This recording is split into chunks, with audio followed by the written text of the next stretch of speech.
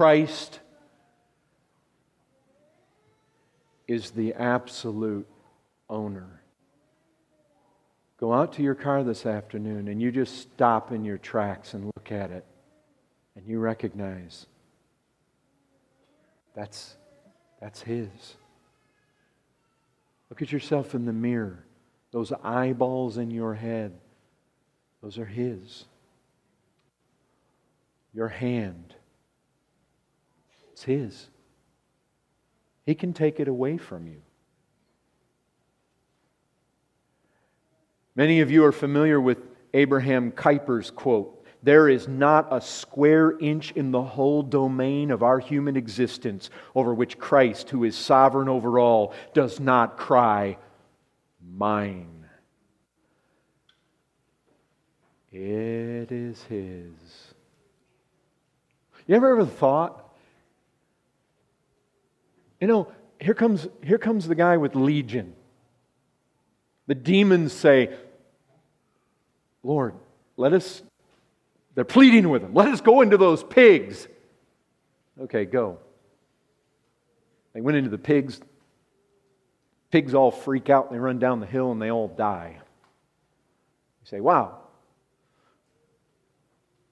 Was that a gracious thing for the Lord to do to these swine herders? Kind of destroyed their produce. But you see, it wasn't theirs. Those pigs are His. They are His to do with as He pleases. And those demons are His. And He can do with them as He pleases. He is absolute owner of everything. You can look at some of these pictures, come back from the Middle East. You look at those pictures of a mosque, and all the Muslims bowed down to Allah. You just remember when you see pictures like that, they are Christ's. He is absolute sovereign owner.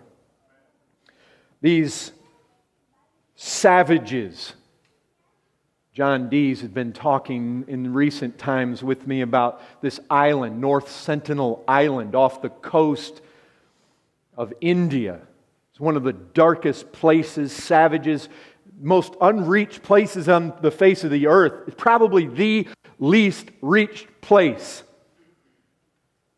Jesus says, mine. They are mine. He owns it all. In this parable, all is His. All are His servants. You notice how this just the gist of this runs? Matthew 25.